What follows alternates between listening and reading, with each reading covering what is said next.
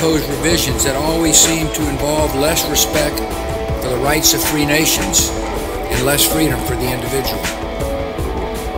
These matters would be difficult under any circumstances. They are further complicated by a trend in Western countries away from global engagement and democratic confidence.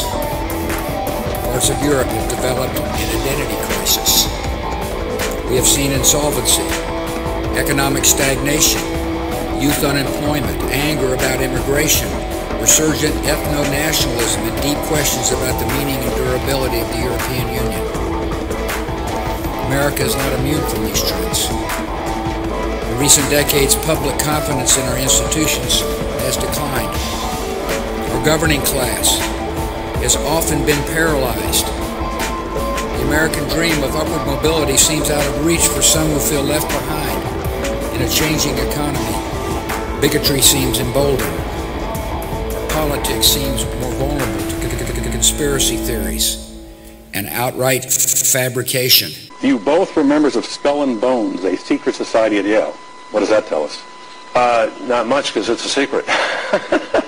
Is there a secret handshake? Is there a secret code? I wish there were something secret I could manifest. 322, a secret number? There are all kinds of secrets. Now, as you may know, my running mate, Tim, is Catholic and went to Jesuit schools. And one of the things he and I have talked about is this idea from the Jesuits of the Magus, the more, the better. Welcome, everybody, to another reading of Codeword Barbelon. I'm gathered here with my two brothers in Christ there in Europe today, and we are in the middle of Skull and Bones, chapter 34, I believe it is. Skull and Bones is part of who I am, quote unquote, highest moral authority. So, Jörg and Michael, welcome. Thank you, Brett. Thanks for the invitation. And yeah, Michael is okay too, I hope. Some few hundred kilometers away from me, but he lives closer to me than you live to Tom Fress. So, oh, wow. Good. Yeah, we two are quite close. That's good. Yeah, so maybe we have a chance to see each other once. Sure. Okay. Yes, I'm fine. Thank you very much, Jörg. And yeah, I'm pleased to hear you, Brett. And also, I'm glad to be on this video and this show. And first of all, I like to get a message out to all the listeners, because I would like to advise you to get a copy of this very, very extraordinary book, Codeword Barbelon by P.D. Stewart, because you see, you don't know how long it's been available. It will be available, and maybe it's someday it's out of print or unavailable anymore for some unknown reasons. So I would hardly suggest to get your copy. Excellent. Thank you, Michael. Absolutely. Yeah. But you mean strongly, not hardly. Hardly means something else in English. Okay. Okay. Anyway, yes, I was making the same discussion today, I think, when I was reading about in the book of Griesinger. It was today or yesterday. And before we go back to Codeword Barbelon, the wonderful book of P.D. Stewart, I want to read to you a little part of the chapter that I read today in the book of Griesinger. Of course, in the English version, because I'm reading the German version, but I want to read to you a little part of the English version that I read today in German. That is in book 2, in chapter 2, the very first part, about the power of the Jesuits in Europe in the time of their foundation.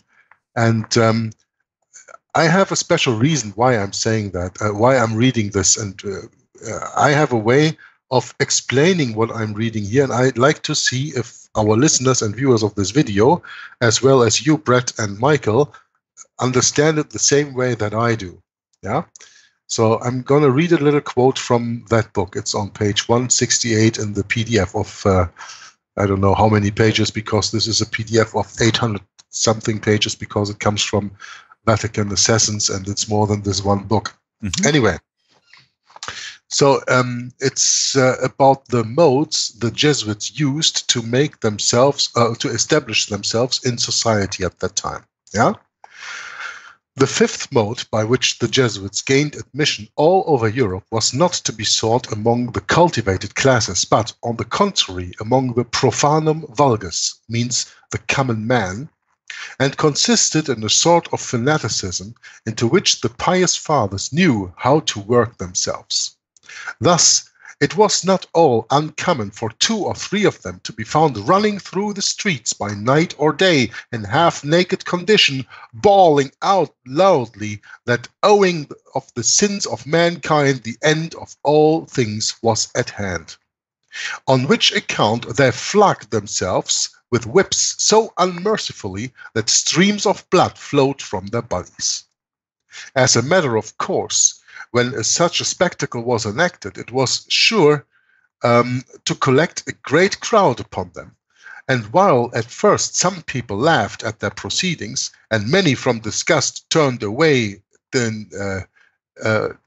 from them disdainfully, this disposition at length gave way to another feeling, namely that of astonishment, if not indeed admiration. The padres flogged and chastised their bodies to such an extent that even a stone might have pitied them. Should they not then be looked upon as holy saints? They, indeed, transgressed all laws of propriety in exhibiting themselves in this half-naked condition, and one often felt inclined to give them a kick in order to make them understand this. But on being thus treated, they would at once, in the most humble manner, express themselves thankful for the well-deserved punishment, and thereupon present both of their cheeks to the chastiser for fresh blows to be given them. But enough of these silly and ecstatic follies of the Jesuits, which were not, indeed, without effect. The more so that their proceedings became contagious to an extent that whole troops of people ran after them, similarly flogging themselves and calling out, "Alas, the sinners! Alas, the great sinful city!" Such were the means adopted by the Jesuits for establishing themselves as a great power in the Catholic countries of Europe, and having now analyzed all appertaining thereto, I proceed to enter upon the subject more in detail. This is where this part of the chapter ends. And when I read this, that 2 or 3 of them were half naked, running through the streets and flagellizing themselves with whips, and threw themselves bloody, and by that, of course, attracted a lot of people, I could not help myself to think of that actually is what is today done through the complete entertainment system. Oh, yeah. No doubt. Yeah, you're right. No doubt. Yeah, I'm not so wrong when I think about that, right? Not at all. That was a comment that I then made in German, that I said, well, you know, what we have here, this is the precursor of all the Hollywood movies, especially when you think of, like, for example, television series like Going Bad. You know that one? Mm-hmm. Where you have this chemistry teacher who receives the news that he has unhealable cancer, incurable cancer, and therefore becomes a meth dealer and meth producer. And he is going from a little bad to devilish bad through the series, through the different seasons of the series. But the people still have how do you say that? Not only compassion, mm-hmm. but even sympathy for him. Mm-hmm. Yeah, they have sympathy for them. And when you think of a song the Rolling Stones put out in the 60s, that one was called "Sympathy for the Devil," and that is exactly what the Jesuits are working off. And, you know, we are speaking here about the time of the mid-16th century. There has not been a camera or something like that invented.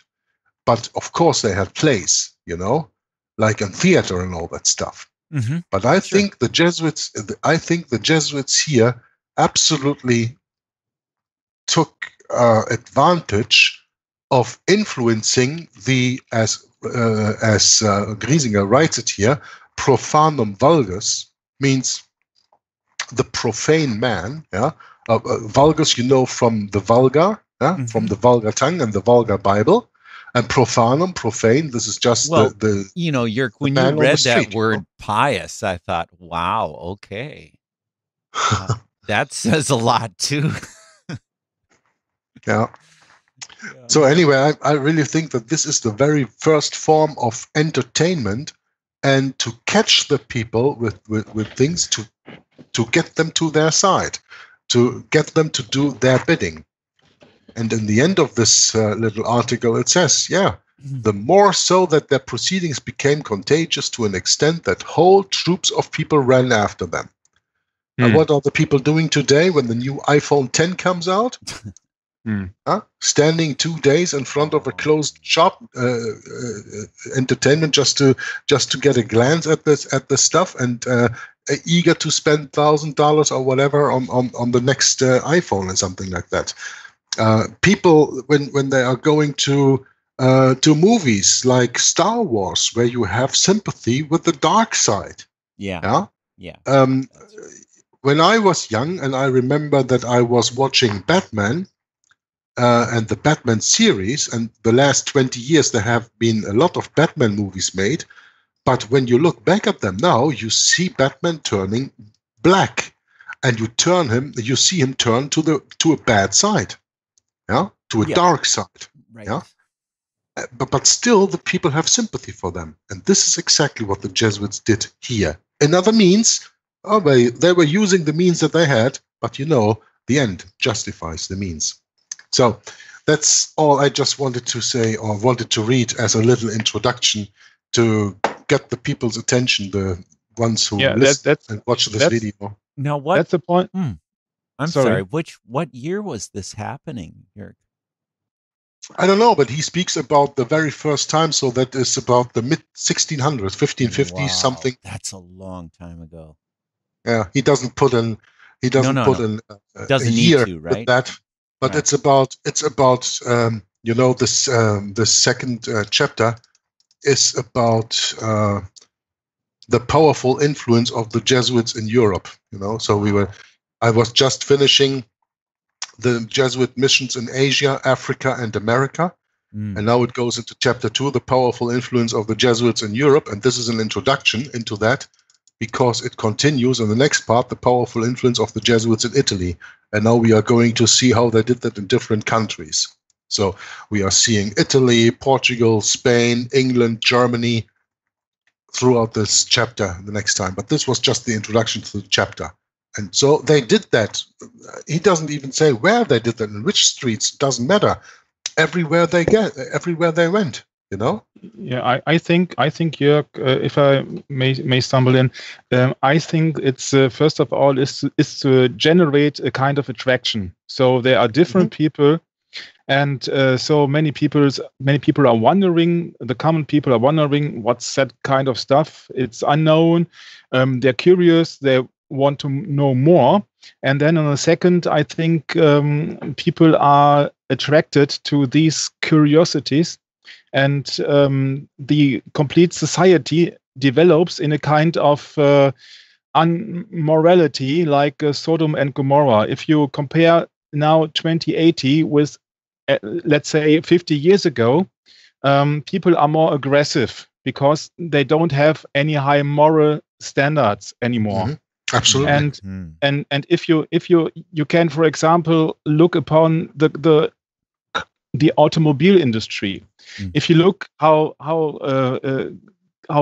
nice little cars were built, and nowadays very aggressive cars are made with very much power and very high profile, and everyone likes to get along in this society. And if you like to get along in this society, you have to be focused on your ego. You don't focus on the community. No. Yeah, to help each other, but the main goal for the most of the people, in my humble opinion, is they focus on their ego. On themselves. You know, it is self. Self is the new community. Yeah, I like the way you said that. High profile. That says it all right there. Yeah, and you're absolutely right when you see when you have a look at, about the cars, for example, when you see the new lines of the Mercedes cars in the C-Class and the E-Class, and you see the new BMW 3.5s and these series, they are all getting more and more aggressive. Yeah, and just to take an absolute example of that, look at the last 10 models or something, or special models Lamborghini put out. If that is not a devilish car, I don't know what is. They look like a snake. They look like a snake with their eyes in front, and you see cars are nothing else than mobile homes. So it's a kind of your personality. When you buy a car, you like to express your personality, in my opinion, and so many people fell for that. They fell for prestige. They like to. They like to put their inside outside. I don't know how to explain in English better, right. But some they like to wear it like clothing.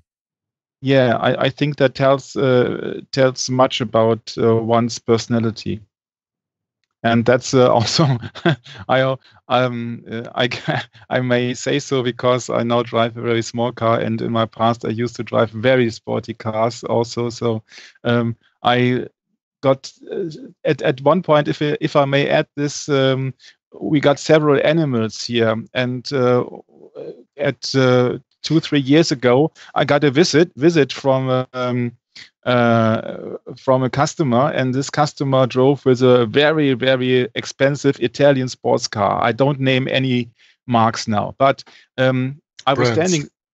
Brands now. We stood at the street, and I hold my little cat in my arms, and at the moment he started his car, and his exhaust was roaring.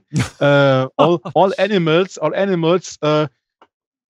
got away as soon as they could, and I was thinking to myself, my gosh, that's not natural. What do I have to? What do I do here? It's not natural to scare the animals because the car was so loud. It was so loud because he liked to get the attraction of his personality. He liked to express himself in that way, and I have cut off the connection to him because in many things I find him that he's a very big liar, and so that was a very good example for me, which tells me that something is totally wrong, because it's very unnatural if you like to get your car more louder to attract people. What's the deal? Well, that's right. There's a lot of personalities like that in America, where I live. And growing up in the city and being somewhat of an intellectual, I guess, I always look at that as kind of a abrasive personality, and people are lashing out at others for attention like that,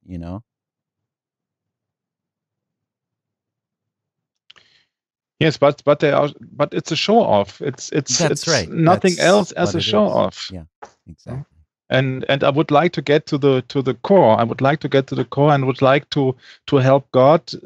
That I would like that God helps me to develop myself in the right way, and it would be, I think, in a way to help the community and to help my beloved friends and family, and not that I'm focused on myself entirely. That cannot be right, because you see, for example,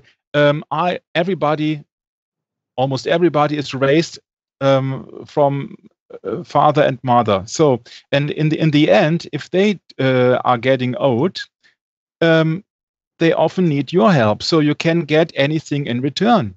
You can make anything, you can help them. And I think that's very natural to do that.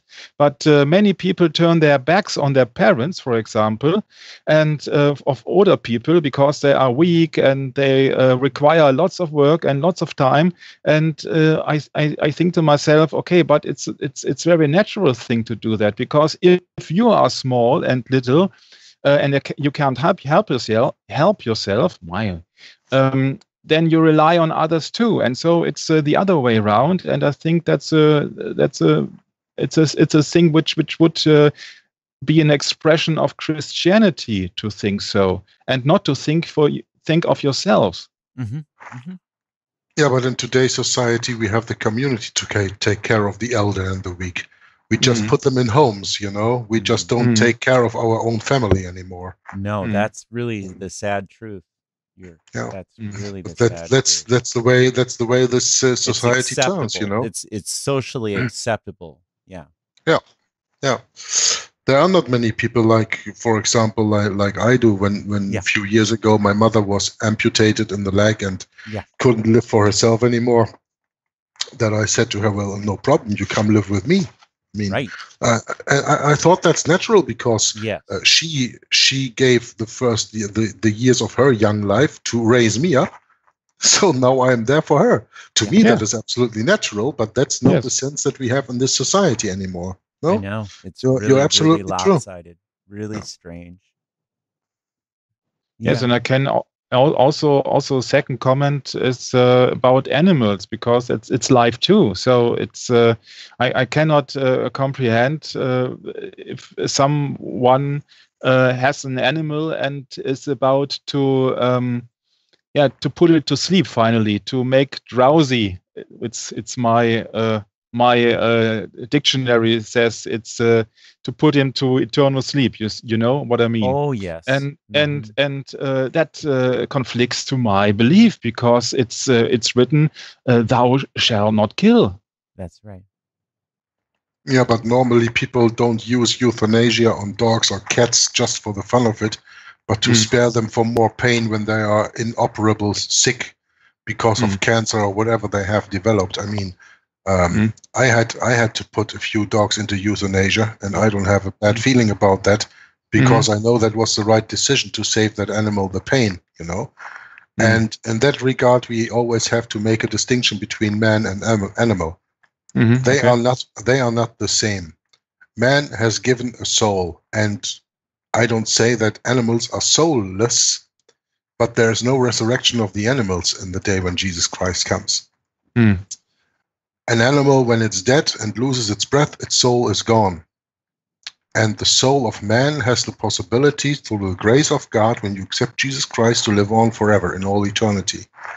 That's the difference between man and animal. So I would not put man and animal on the same level, even though I have very high regard for the living animals, because I am vegan. I don't eat any animal products because of that, because I don't want to be part of the cruelty that is done to animals while they are raised to be our lunch or dinner or whatever, just to be consumed for whatever reason we need them. I absolutely detest that, and that's why I'm vegan already for, 2018, 7 years already. And but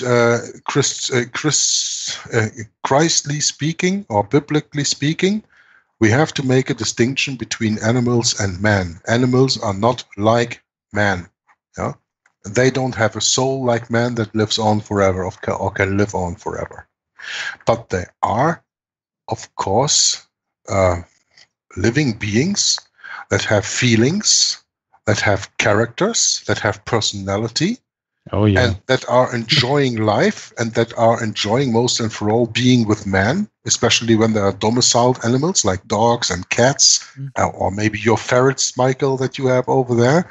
They enjoy your company, and they are dependent on you, and therefore, of course, you have a responsibility for the animals to raise them in a good way. But animals are not like men. An animal, when it dies, the soul is gone. With man, the soul, I don't say sleeps, but the soul returns to our Father and will be used again in our awakening when we are coming to the resurrection, whether to the first resurrection of the righteous or the second resurrection of the wicked. So that's the difference between man and animal. But okay, we have almost done half an hour of introduction. Is it okay then I start reading in Codeword Barbelon right now? Or you, that'd be great. You guys have anything else to say on the subject? No. I don't want to be the bad teacher who says done now, and now we're going to turn back to the subject at hand. But no, it's good. It's good, but it's a long chapter here. It's a long chapter. It's not an easy one either. I don't even think that we will. Maybe we finished that today. It's not so many pages anymore. We read a lot of pages yesterday already, but it's not a race to do that. It's there are things that need to be talked about, and I think it was quite interesting the way that Michael addressed that reading that I did, and that we came to the discussion right. of the things that he said there. There was nothing wrong with it. No, it's perfect as far as I'm concerned. Yeah, and I think there's nothing wrong with here and there speaking a little bit of another subject just on Codeword Barbelon. But now we are going to return to the reading. We left off last time on the top of page 345, Faith of the Fathers from Granddad to President. That's where we are going to start right now. And you guys know that whenever you have a comment, you interrupt me with that. Or when there's something interesting in the footnotes, Brett, that you will mention that, okay? Okay, will do. George Herbert Walker, founder of the Walker Cup, grandfather of George H.W. Bush and paternal great-grandfather of President George W. Bush, was educated at a Jesuit college in England, Stonyhurst College. Yes, the great-grandfather of President George H. Walker, from 1875 through 1953, known to his family and friends as Bert, attended Stonyhurst College, a severe Jesuit boarding school in the United Kingdom.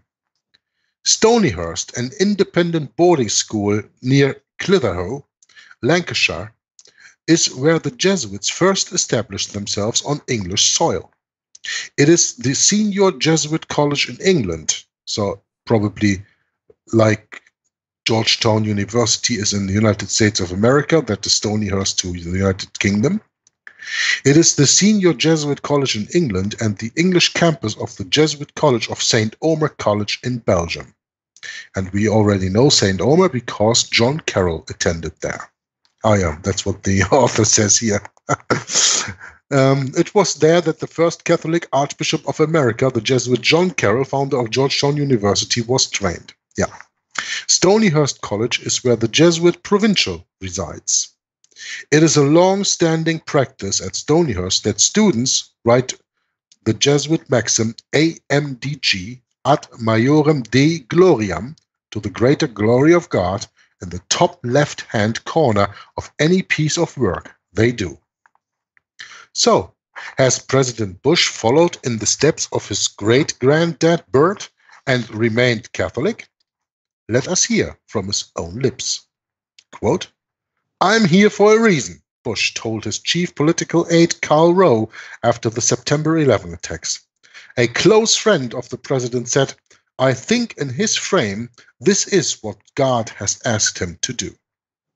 One senior administration official said, quote, "Bush really believes he was placed here to do this as part of a divine plan." Unquote. What exactly is Bush's divine mission? Is his divine plan ad majorem Dei gloriam? We need not guess at the answer. Only 2 years into his presidency, and Bush made the following statement when addressing 60 bishops and other church leaders at a reception he hosted at the White House to open Pope's Cultural Center in Washington, D.C.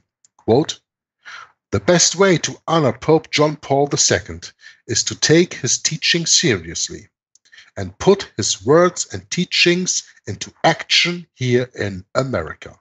Unquote. 3 years later, in 2004, Bush told a Knights of Columbus gathering that he was their friend in administration and that together they would work to change America. Wasn't that the slogan of Obama a few years later? Change? Is Bush a disguised Romanist, you ask? Really, dear reader, you are far too inquisitive. Now follow closely. Earlier I mentioned the Bush family connection to the Jesuits of Stonyhurst. That information was not complete. I must now complete it. What I omitted to tell you was that the Bush family, quote, were staunch Catholics, and to guarantee they stayed that way, they sent young Bert to Stonyhurst, unquote. Their young men are groomed for leadership in a variety of techniques for advancing the cause of Roman Catholicism among Protestants. Now, let me just stop the reading right here. You know that I started today with a little bit of the reading of the book of Griesinger, yeah? And that was of the last part of that introduction of chapter 2 that I read to you. But when we go to the very first part, it deals with the Jesuits first and for all taking over the education system. And there it deals in a book that is published in 1866 with exactly the same thing. Their young men are groomed for leadership in a variety of techniques and advancing the cause of Roman Catholicism among Protestants. You want to read more on that? Get the book from Griesinger, yeah? And go into book 2, chapter 2 on page, 159 in the PDF I see here, and read that a little bit. Very, very interesting. Maybe I can even do a little excursion into that if you guys want me to, because it's really interesting to read that. Now, Bert Walker became Union Banking Corporation's president, and Union Banking became the Nazi Jesuit money laundering machine. From Jesuit-trained Bert Walker to the Pope-adoring President George W. Bush, does it not all make sense now? On March 23, 2001, the day after promising to put the Pope's teachings into action in America, Mr. Bush spoke at the Catholic University of America, where he reminded his audience that the former president of the Soviet Union had called the Pope, quote, the highest moral authority on earth, unquote. That was Gorbachev at the time. Does Mr. Bush also regard the Pope thus? Intelligent reader, whenever you hear a man express such views as freely as President Bush does, you can be sure that he is either a Jesuit, a tool of the Jesuits, or that he has been poisoned by their maxims. Take your pick. The conclusions are not far different. Such is the strange delirium that comes over those who allow themselves to inhale the Jesuit chloroform. Mr. Bush did not kiss the Pope's slippered toe for no reason at his Skull and Bones initiation. This, dear reader, is the kernel of the whole matter, and we have no further need for the cracking thereof. Oh, yeah. That's hilarious. That's hilarious, yeah. Well, it's serious though too. Absolutely. Yeah. Yeah. Let us just read in this book here from Griesinger about the starting of the Jesuit order, how they got a hold on the education system. Because I think what we've just read here, is especially about Stonyhurst and Georgetown University and all that stuff, can help us when we see that it was like that from the beginning of the order. Okay? Is it okay for you guys when I read a little bit of this chapter now? That's fine. Yes, go okay. ahead. It's called The Powerful Influence of the Jesuits in Europe. In the preceding chapter, I have described in what way, by what means, and with what result the Sons of Loyola contrived to spread themselves throughout Asia, Africa, and America.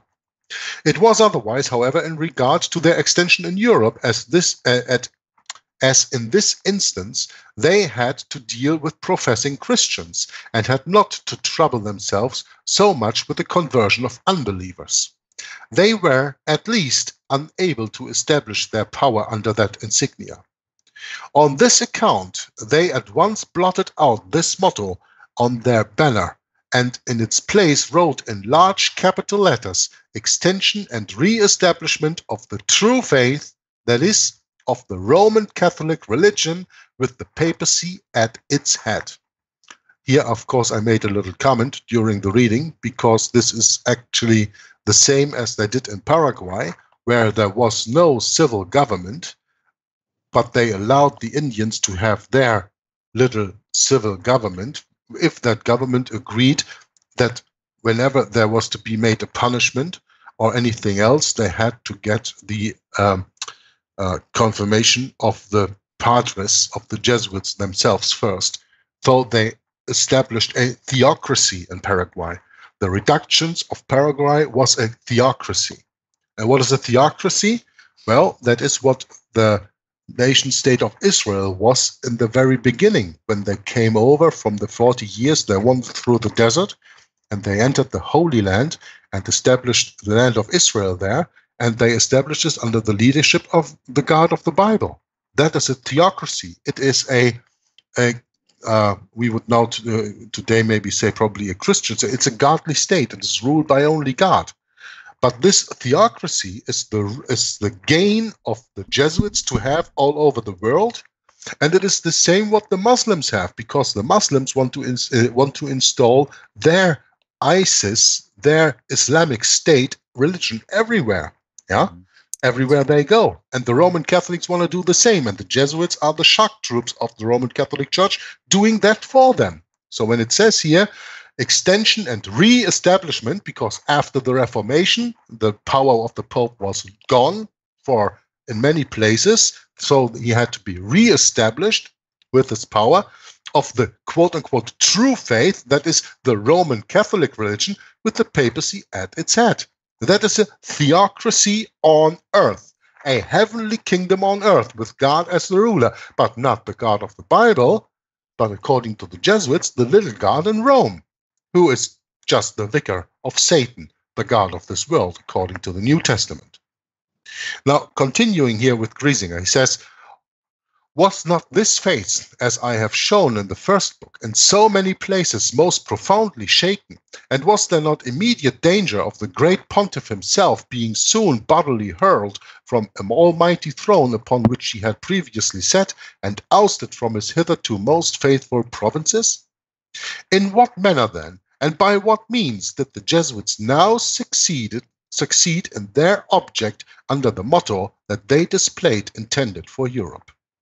It was everywhere, indeed, by the same means, so in every country in Europe, and by that to extension also in the United States of America. Bear that in mind.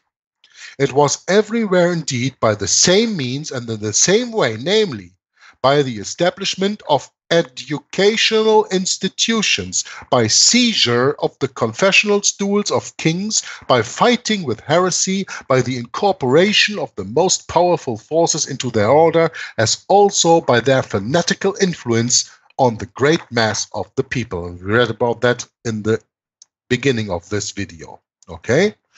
Now, as regards the founding of educational institutions, here comes the point that I want to make. Their method of procedure was as follows. Listen closely.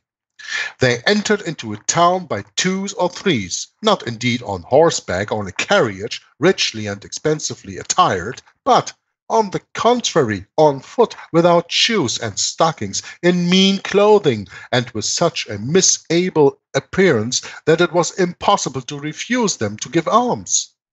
It was thus that their exemplar Ignatius had first made his appearance, and it was thus also that they presented themselves in public. They did not plight at inns. Sometimes it's very bad printed here. They did not alight at inns or at the houses of the rich, even when pressingly invited. No, on the contrary, they made their way to the hospital and to the poorhouse, considering these the most miserable quarters to be but too good indeed for them. They tended the sick, especially those whom no one else would approach on account of the contagious character of their diseases, and discharged offices of the most menial kind, as the humility of servants became them. As if the humility of servants became them. They, at the same time, did not delay at once They, at the same time, did not delay in at once attaching to themselves some children of the poor, teaching them to read and write, as well as instructing them in the first principles of the Roman Catholic religion. For this instruction they demanded no return, not even the very slightest, knowing full well that gratuitous teaching formed the great power of attention for the poor people to induce them to entrust their children to their care. Soon everyone throughout the whole town began to speak of them and to sign their praises, and the number of their young pupils increased to such an extent that the room where they afforded the instruction became much too small for the purpose.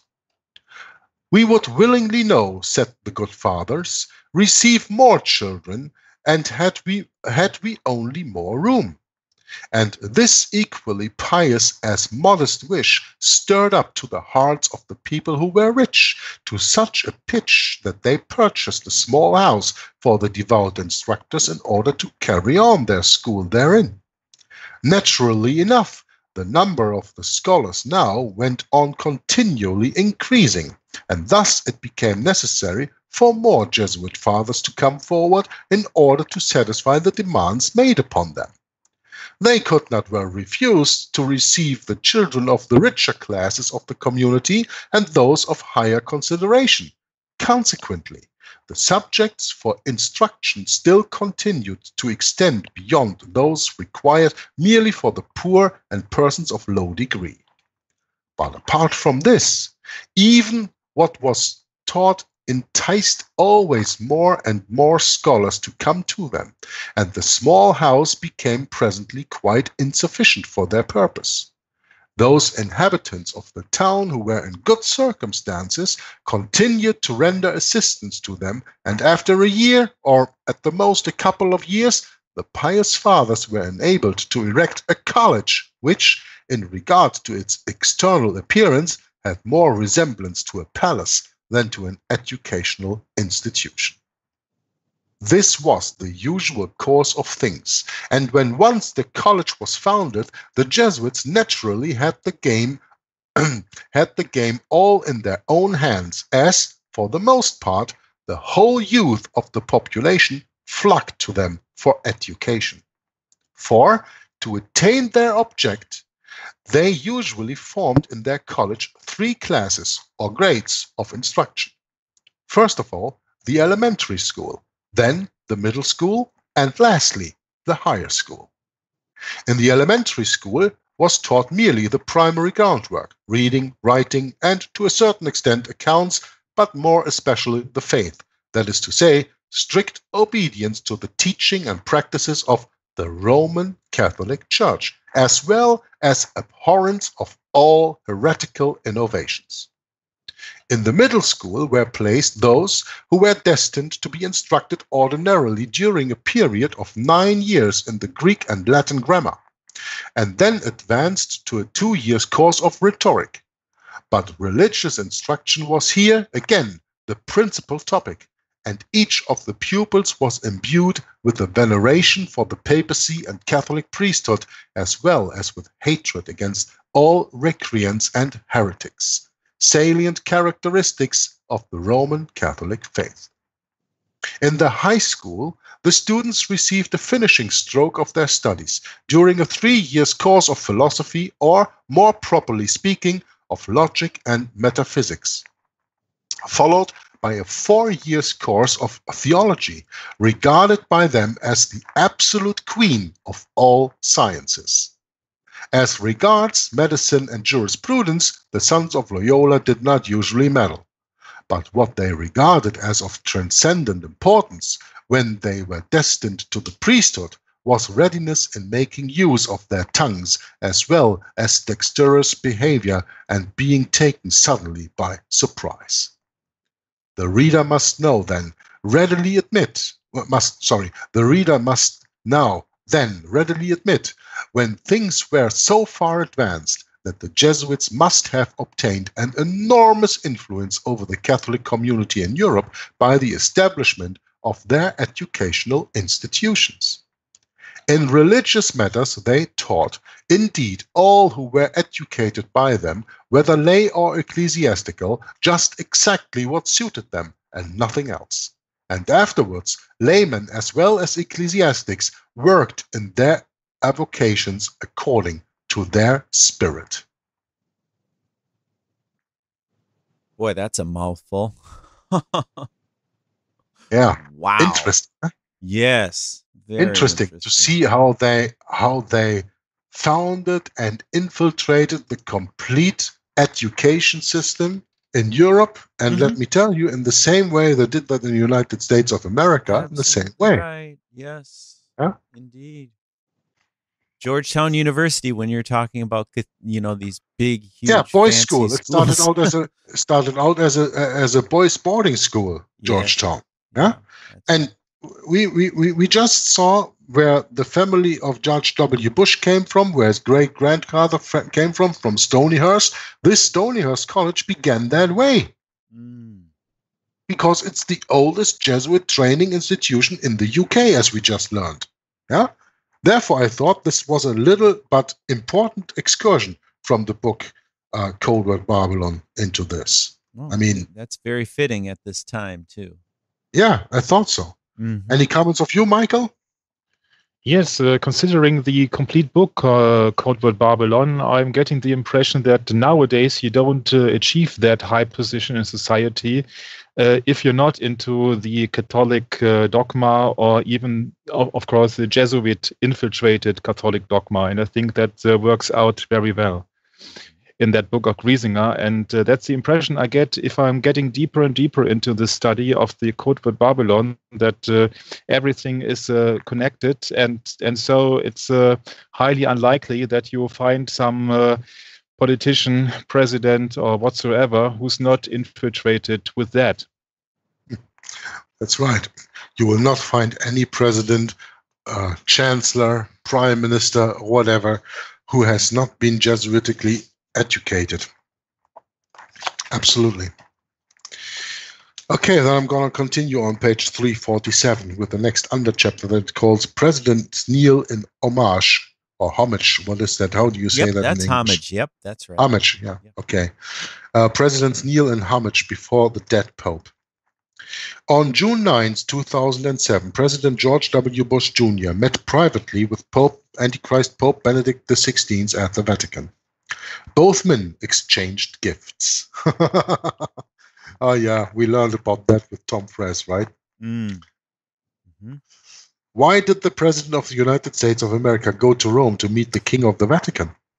What did Bush and Benedict say to each other during those 35 minutes of closed-door discussions in the Pope's private library?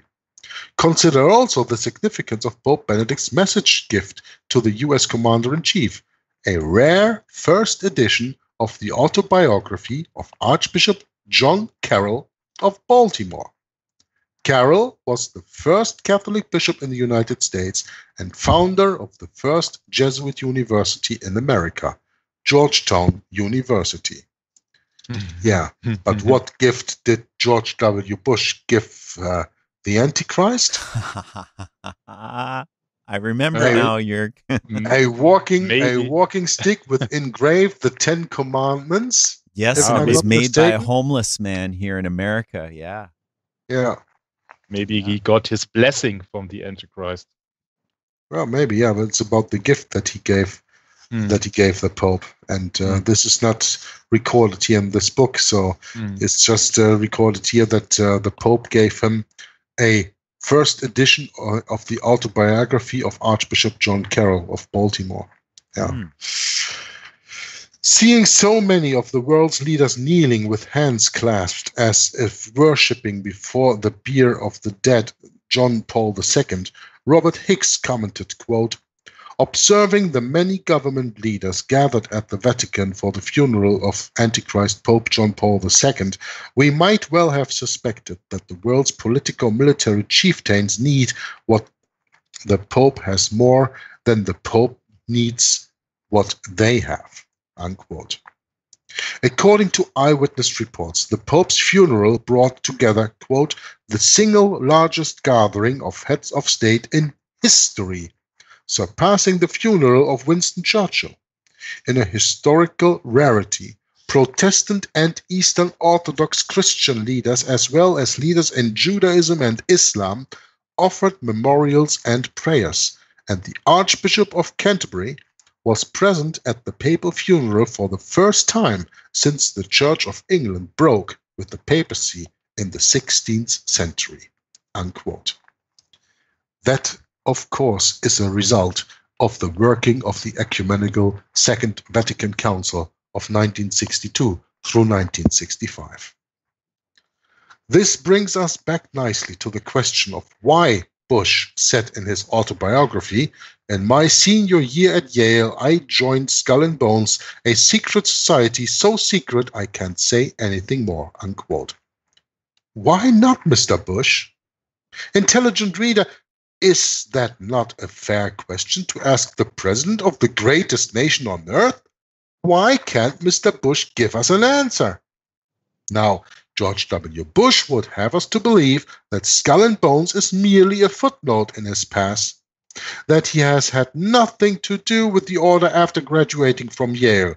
However, in 1971, needing a job, Bush called the bonesman Robert H. Gow, who later told the Washington Post that his Houston-based agricultural company had not been looking for anyone at the time, hired Bush as a management trainee. In 1977, when Bush formed Arbusto Energy, his first company, he applied to Skull and Bones for financial aid. With assistance from his uncle Jonathan Bush, a bonesman too, he lined up $565,000. One of them contributed $93,000. The venture capitalist William H. Draper III, also a bonesman, and 12 bonesmen gave in total $35,500 to Bush's 1998 Goober National Company. At least 46 bonesmen have given $1,000 apiece to his presidential campaign, the maximum allowed by law. There is the proof. Or, as you can also say, the proof is in the pudding, right? Mm-hmm. Sure. Besides, how can the American people be sure that Bush hasn't taken an oath to the superiors of his order which conflicts with his duties as president? In the words of President John F. Kennedy, quote, "The very word secrecy is repugnant in a free and open society, and we are opposed to secret societies, to secret oaths and secret proceedings. No president should fear public scrutiny of his program," unquote. And John F. Kennedy was also lying at that moment because he was a Knight of Columbus and also under an oath. So don't put John F. Kennedy on a pedestal here. Yes, we have good reason to fear Mr. Bush and his dual loyalty. For we have evidence that tends to prove President Bush Jr. is a secret Catholic. Yeah, he's a Knight of the Eucharist, right? As we established already with the reading that he's taking the eulogia during the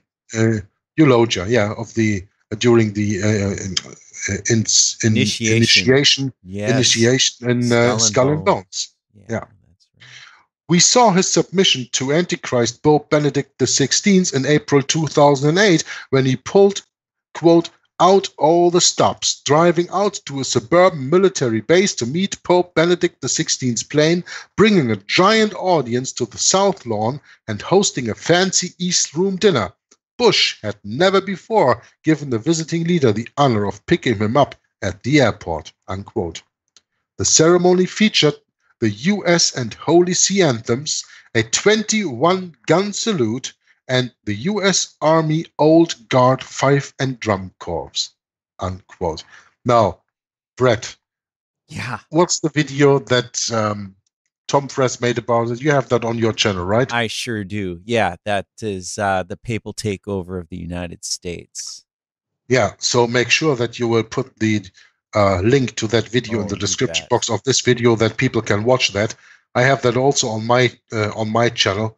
It's a wonderful video that you have to see, where Tom Friess absolutely to the point analyzes the visit of the Antichrist in 2008, which, of course, and is not even mentioned here, was in remembrance of the bicentennial anniversary of the bishopric of John Carroll when he was made a archbishop in 1808. That's right. In Baltimore, yeah, and that was for the 200 years, or the bicentennial commemoration of that. That's why the Pope was over here. And by the way, he was there in April during the same time that was the birthday of Adolf Hitler. So there were many reasons. There were many reasons for that Antichrist to be there in 2008. Yeah. Now, Daniel Burke writes in the Washington Post, quote, "This Protestant president," sorry, this quote-unquote Protestant president has surrounded himself with Roman Catholic intellectuals, speechwriters, professors, priests, bishops, and politicians. These Catholics, and thus Catholic social teaching, have for the past 8 years been shaping Bush's speeches, policies, and legacy, unquote. Burke adds, if Bill Clinton can be called America's first black president, some say George W. Bush would well be the nation's first Catholic president. Yes, there was John F. Kennedy, but where Kennedy sought to divorce his religion from his office, Bush has welcomed Roman Catholic doctrine and teachings into the White House and based many important domestic policy decisions on them. I think it is quite interesting that we go into a little explanation here, that we remind our listeners and viewers of this video that before John F. Kennedy was elected, he went from how did he do that? He went from Washington, where he lived, to Texas to assure Protestant leaders that he would not enforce papal agenda if elected, even though he was Catholic. And that's why he got the support of the Protestants to be elected president in 1961, if I'm not mistaken. George W. Bush in 1999, before being elected president, did the same opposite, came from Texas, where he lived, to Washington, D.C., to affirm to all the Catholic leaders over there that he would surely follow the Pope's agenda if being elected, even though officially he was, quote-unquote, Protestant. Rick Santorum, the former U.S. Senator from Pennsylvania, a devout Catholic and Knight of Malta, by the way, opined, quote, "I don't think there's any question about it. The Catholic president label, he's certainly much more Catholic than Kennedy," unquote. You can read that in the Washington Post, 13th of April 2008. Daniel Burke confirms, quote, "Former Bush speechwriter Michael Gerson, another evangelical with an affinity for Catholic teaching, says that the key to understanding Bush's domestic policy is to view it through the lens of Rome." Paul Weyrich, an architect of the religious right, goes even further. He says he detects in Bush the same mindset as former British Prime Minister Tony Blair, who converted to Catholicism in 2007. "I think he is a secret believer," says Weyrich. Similarly, John DiLulio, is that right? John DiLulio? Yep. Sounds Bush's first director of faith-based initiatives, has called the president a closet Catholic. And the rumors are coming from the Vatican too.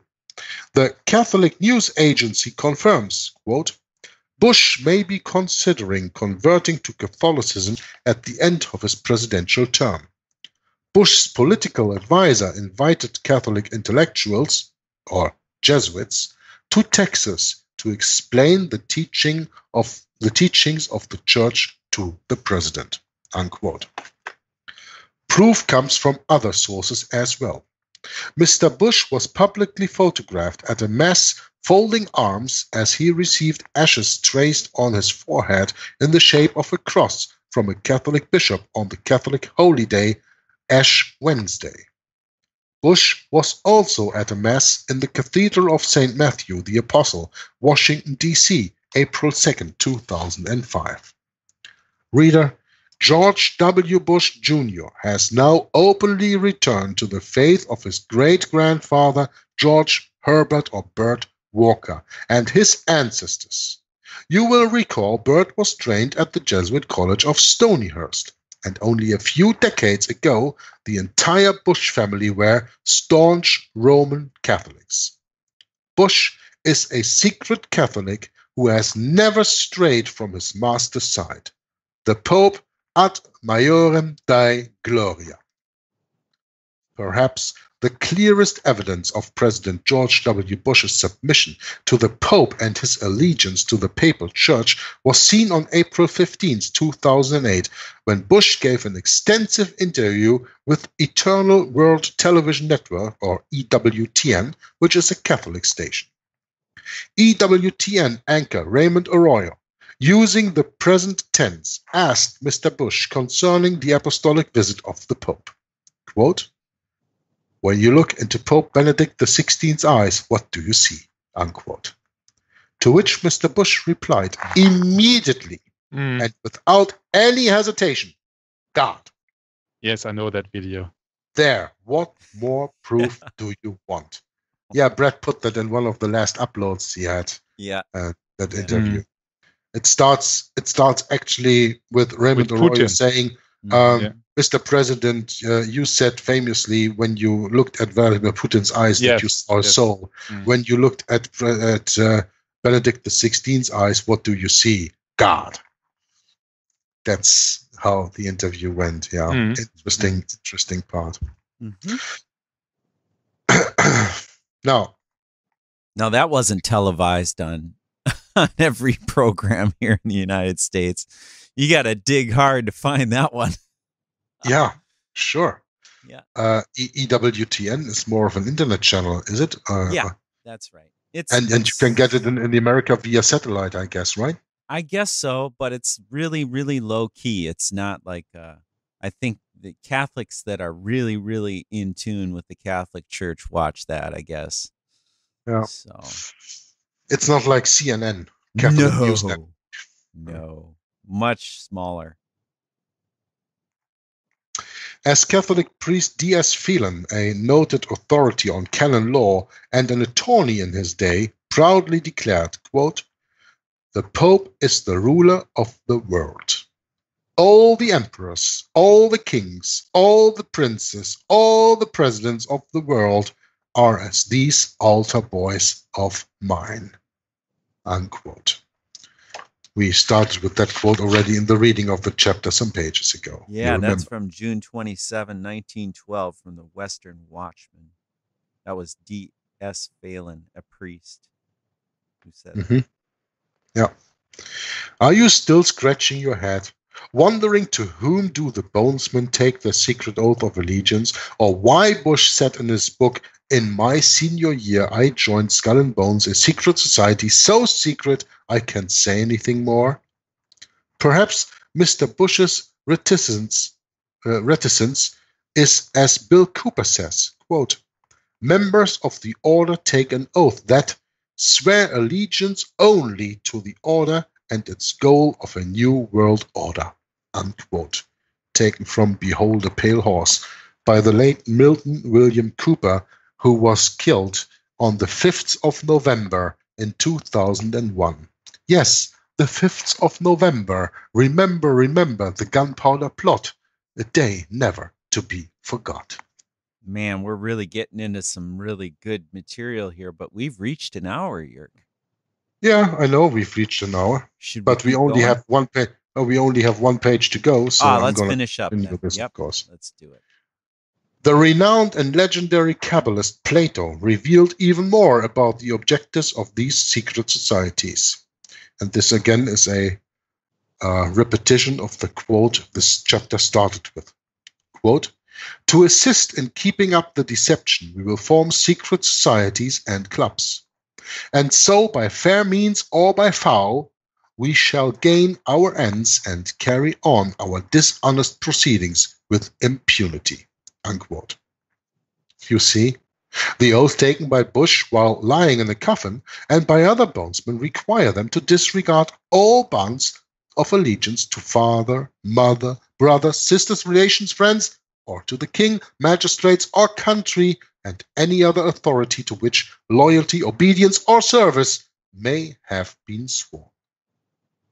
The initiate must swear faithfulness and everlasting obedience to all the superiors and the order, and must reveal to their chiefs whatever may have seen or done, read or heard, learned or surmised, and must seek to gain financial and social power and to place them at the disposal of the group. It is little wonder that President Ulysses S. Grant warned Americans, quote, "All secret, oath-bound political parties are dangerous to any nation, no matter how pure or how patriotic the motives and principles which first bring them together." Unquote. Thus, we have good cause to fear the Jesuits and their Illuminati acolytes, bondsmen, Rhodes Scholars, Phi Beta Kappa, Masons, and so on and so on and so on, whose sole aim is to place men in high office, as advisors to presidents, as congressmen, senators, White House aides, Supreme Court judges, and of president, to further their secret oath-bound purposes.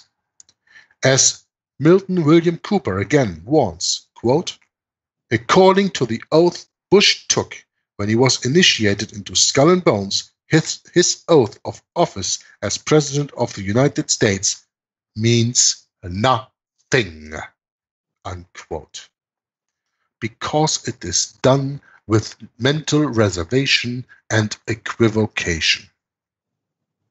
And so we are not surprised when respected law professor Judge Andrew P. Napolitano tells us in his book, Constitutional Chaos, that there is a pernicious and ever-expanding pattern of government abuse in America, that the machinery of the government are inexorably grinding away at the individual liberties guaranteed by the Constitution, and that the government is using the war on terror as an excuse to sidestep the Constitution, often arresting without warrant, spying without legal authority, imprisoning without charge, and killing without cause. That brings us to a conclusion of chapter 34 of Codeword Barbelon, and next time I'm glad to open up on page 352, chapter 35, A Novus Ordo Seclorum, a Jesuit Masonic enterprise. These were two very intense readings of chapter 34 about the Skull and Bones, and of course I put in a little bit extra with the excursion I took into the Griesinger book, which I hope that you have understanding for, and you will look up that book for yourself and read that for yourself. Griesinger was a Roman Catholic for a part of his life. He was a German but lived for some years in the United States of America, and then later returned to Germany and then wrote this wonderful book on the Jesuits and their beginnings. An absolute must read, in my opinion. And I'm reading that in German for the moment right now, and I don't know if I ever have the time to do the same in English, but I will surely continue with Codeword Barbelon, and I will leave the closing remarks to my two brothers in Christ, Michael and Brett. For me, thanks for watching and listening and commenting. Until next time, Maranatha. Okay, thank you, Jörg, for this brilliant reading, and I hope it was for the listeners as fascinating as for me. And I was wondering if anyone has the same idea, because I got in mind that there is a chapter in the Matthew, actually it's Matthew chapter 4, where Jesus has been tempted by the devil, and the devil asked him or showed him on an exceeding high mountain all the kingdoms of the world and the glory of them, and said to him, "All these things I will give thee if thou wilt fall down and worship me. And you see, what else is the president of the United States but the king of the USA? So the connection to the Antichrist is quite obvious to me. And can I say something there? Yeah. When you really want to understand that correctly, of course, Satan offered this to Jesus Christ, and Jesus, of course, reclined 3 times. Yeah. Yes. He said, "Man shall not live by bread alone, but by every word that proceedeth out of the mouth of God." He said, "It is written again, thou shalt not tempt the Lord thy God." And he said, "Get thee hence, Satan, for it is written, thou shalt worship the Lord thy God, and him alone shalt thou serve." So Jesus Christ reclined the offer Satan gave him, because he knew he was getting a better offer anyway by his Father when he went to the cross. No, Satan then looked for somebody who wanted to accept the offer, who wanted to be the ruler of the world in his place. And that is the Antichrist. That is the office of the papacy today. Yeah, and I express, in my opinion, the president of the United States is one of the 10 kings. Well, the second beast of Revelation 13 for sure. Yeah. That's right. And I also think, if I may add this remark, is if you look at all these chapters in the Codeword Barbelon and other fascinating books that Jörg and Brett has published on their channels, for me personally, it's very important to switch to the Bible to get a balance, because it's so much so much interesting information, but on the other hand, it's also very negative to hear all this, and so that's the intention of this, of course. I enjoy reading the Bible, and it calms me down, because then I'm aware of the true word of God, and so I need that often after I have listened to these readings on the YouTube internet, because it's so much information and so much negative in there, and so I like to get the balance in life with reading the Bible. These are my closing remarks. Yes. Well, that's absolutely right, Michael, and I just have to come in and give another closing remark on what you just said. That's why we often end our readings of Codeword Barbelon reminding the reader that the first book they have to study is the Bible. And to get a better understanding of the prophecies and the doings of and the sayings of the Bible, you can read secular books like Codeword Barbelon, like Rulers of Evil, like Roman Civil Liberty, like Romanism and the Reformation, like Global Vatican, and all these books. They are there to help you to get a deeper understanding. But when you say that after reading this, you have the urge to read the Bible, I can fully understand that, and I even applaud you to do that. And never forget to very first read the Bible only when you are standing on a very solid foundation. The only solid foundation to be found in this world, the Word of God. You can even deal with all the negativity that is being put out in books like Codeword Barbelon. I agree. Okay.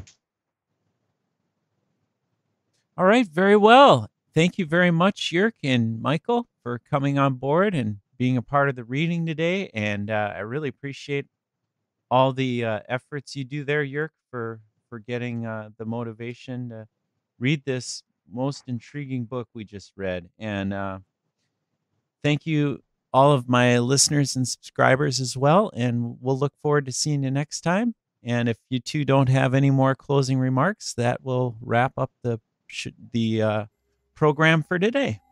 God bless and bye-bye, everybody.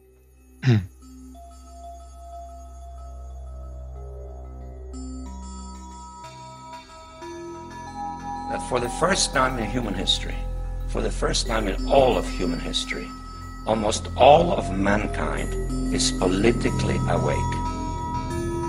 And these new and old major powers face still yet another novel reality, in some respects unprecedented. And it is that while the lethality of their power is greater than ever, their capacity to impose control over the politically awakened masses of the world is at a historical low. I once put it rather pungently, and I was flattered that the British Foreign Secretary repeated this, as follows. Namely, in earlier times, it was easier to control 1 million people. Literally, it was easier to control 1 million people than physically to kill 1 million people.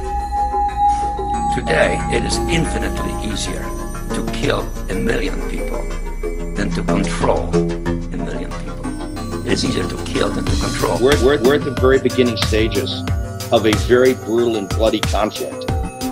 And I believe that we've come horribly off track in the years since the fall of the Soviet Union. And we're starting now in the 21st century, which I believe strongly is a crisis both of our church, a crisis of our faith, a crisis of the West, and a crisis of capitalism. His son Jesus is here in our midst. His bride, the church, is honored to host an event affirming the dignity of the human person and the sacredness of all human life.